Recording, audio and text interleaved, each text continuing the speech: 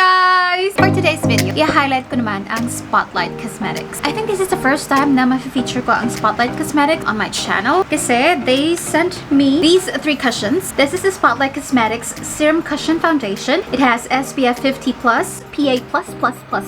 It's a lightweight hydrating foundation that will give you a glowy, my skin but better finish. Meron siyang hyaluronic acid, ceramide, sunflower oil, zinc oxide, titanium dioxide, vitamin E, cholesterol, and phospholipids. So it comes in 3 shades and I hope meron ditong para sa'yo. So here are the shades, you guys. I don't know if you can see it clearly.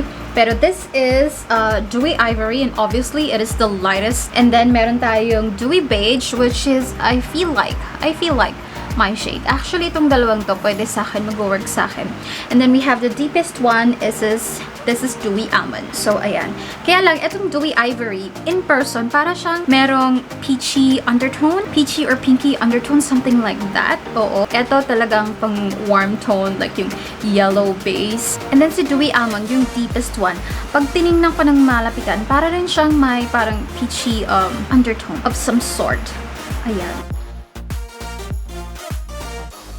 Also guys, aside from the cushion, I'm also going to feature itong 2 latest, I would like to say this is the latest release nila. So the first one is the Spotlight Hydra Tint. Okay guys, I literally just got a PR package from Spotlight and it's all about Hydra Tint. They send me all of the shades. Tapos nang na-edit yung video for the cushion. So I'm just gonna have to create a separate lip swatch video for this and like a thorough review talaga. Because, you know, I might change my mind, whatever I said. So stay tuned for it. It comes in 5 shades, but I only got 1. And this is in the shade Dewy. Because I wanna try it muna. Because this is $395. I mean... Okay, don't get me wrong. May karapatan ng Spotlight Cosmetics presyohan ng kanilang products the way they feel, the price it deserves, okay? Pero nakakasakit lang kasi they started as a really affordable makeup. Then I feel like they are trying to slowly transition into a parang local high-end ish. Kasi my god, do you know the price of this cushion? This is $845. Again, karapatan nilang presyohan ito ng $845 if they feel like this deserves to be $845. Pero nakakagulat lang yung transition nila from being an affordable makeup to boom, $845 cushion. You know what I mean? Next product that I have here is the Spotlight Lush Lip and Cheek Cream. Now this comes in 4 shades. Pero syempre, isa lang muna ang kinuha ko because I want to try it. I got the shade Blooming. This is also $395. This one is 3.8 ml and this one is 6.5 grams. Ang promise naman nito is light as air lip and cheek cream. You can use it on your lips, on your cheeks, or on your eyelids. So, multi-use ito. Actually, lahat ng products ito, yung cushion and these 2 products, na-try ko na sila, na-test ko na sila. So, isi-share ko lang sa inyo yung thoughts ko if they are worth it to buy. Next I'm going to do is I'm going to apply the cushion on the first half of my face and then i-compare natin siya dito sa kabila para makita nyo rin yung coverage niya and yung finish niya. By the way, do you know the trick in using your cushion puff? Minsan parang hirap ng ganito, parang nadudulas or something like that. So, ilabas yung middle finger nyo para merong lock yung mga fingers para hindi siya parang nadudulas ng ganon. Sakto, I have a pimple here. I have nothing on my face except for my moisturizer na kanina ko pa nilagay. So, what I like to do, magdadab muna ako ng cushion all over my face and then saka ako unti-unting i-blend.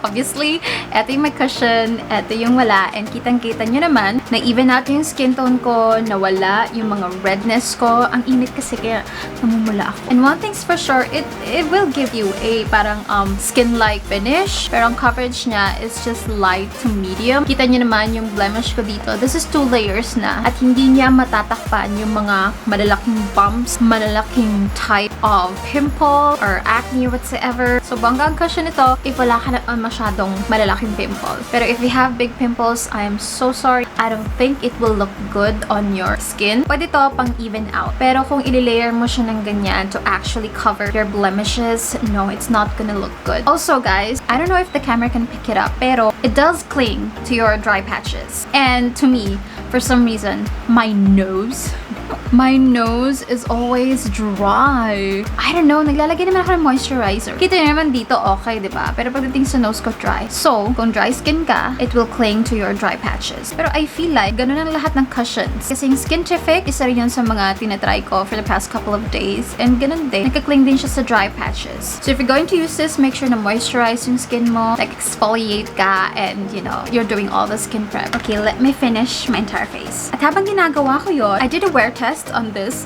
cushion foundation. So, for longevity, in fairness, long-lasting naman siya. Na-maintain naman yung pagka-even ng skin tone. Covered pa rin yung redness, yung mga veins. And I feel like it's really going to last kung ikaw ay nasa loob lang ng establishment. Kung nagtatrabaho ka sa office, kung nagtatrabaho ka sa may aircon, yung hindi ka under the sun or pawisin or traveling here and there, it will be long-lasting. Pero when it comes to hulasan power, lalo na pag oily ka, it will somehow break. Yung mga oily parts, medyo nagbe-break apart yung cushion. But the rest of my face, pulido. Well, it's not the same as the first time I applied it. Definitely, mas nag-melt, mas nag-blend sa skin ko. I did not use primer. I did not set it with powder or setting spray. Kung makapit ba siya sa mask? Yes, definitely. Pero generally speaking, long-lasting naman siya. As long as okay din yung condition ng skin mo and okay din yung condition ng environment mo. Okay, so wait. Segue muna tayo sa lip products bago ko sabihin ang aking final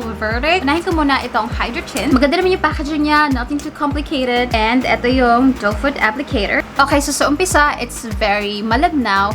And then pag nag-dry down na siya, it's going to set into a matte finish. This shade is kind of nice. It's like yung basic or original or default lip tint shade. But you guys, this is not like super duper long lasting. I mean, pag kumain ka at uminom ka ng isang beses pa lang, mawawali at mawawali na siya. Lalo na pag samgyup yung kinain mo. Pero kung everyday lip tint lang, pwede na siya. It's an everyday lip tint na non-drying. I tried this for an entire day the other day. Hindi nga siya nakaka-dry ng lips, pero I reapplied a couple of times. Every kain ko, nire-reapply ko siya kasi nga, hindi naman nawawala. Nababawasan. This one, I can say na I like this better than this one. Ito pala kayong doe foot applicator.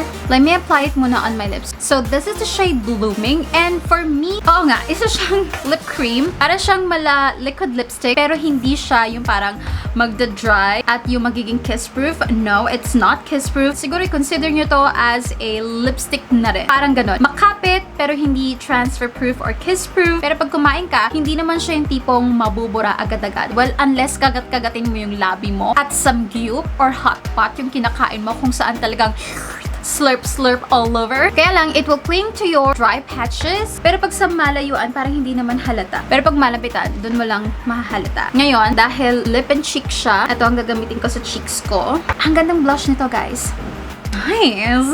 Well, of course, with a proper, you know, skin prep and everything. Dahil kung ito, nagka-cling sa dry patch ng lips mo, most likely magka-cling din to sa dry patch sa cheeks mo. So, you know, you have to really moisturize, good base, good skin prep for this to like actually shine and work on your cheeks. Ito, multi-use din daw to. Pwede rin daw to as a blush. Ay, pwede rin. Ay, ganda rin. Oo. Pero this one, this is nice if you don't have anything on your face. Pero kung ikaw ay may plakadong makeup, dito ka na. Okay, so final verdict. Sa cushion, it's not a bad product. It's actually quite good. Pero merong mga conditions for you to say na it's good. And those conditions are your own skin. Well, actually, sa lahat naman ata ng cushion or ng foundation, makikita mo yung kagandahan ng cushion or foundation. Depende rin sa skin mo. I don't recommend this if you have so many bumps, big pimples, and all that. Kasi it won't cover it and baka ma-highlight pa. Kung dry lang ang skin mo, workable lang yan with a really good moisturizer, face oil, hydrate yourself. Pero kung wala ka naman masyadong problema sa skin mo and you're just looking for something to make your skin look better or to even out your skin tone or to hide your dark under eye circle or yung mga veins here and there, well, I do recommend this one. Ang ayoko lang talaga sa kanya is the price. I mean, for me, personally, $845 is too much. Again, it's not a bad product. It's actually good. But with the performance, I feel like it's too much. It's kind of overpriced for me. I don't know if it's the packaging, kaya siya mahal, or perhaps, you know, all the good skincare ingredients. Ang dami ko sinabi kanina.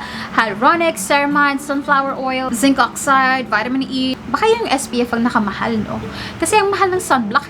So, pag nilagay mo siya sa cushion, parang may sunblock and cushion in one. So, kaya siya naging 845. Is that it? I'm not entirely sure. Pero kung may budget ka naman, money is not a problem for you, edi go, go, go, so go. You try this one. Alright guys, so yun na lahat ng masasabi ko for the cushion and the lip products that I showed you. Ngayon, ikaw na mag-decide if this fits in your budget or aesthetic or your needs. But I do hope nag-enjoy ka for today's video. Thank you so much for watching, and I'll see you in my next one. Bye-bye!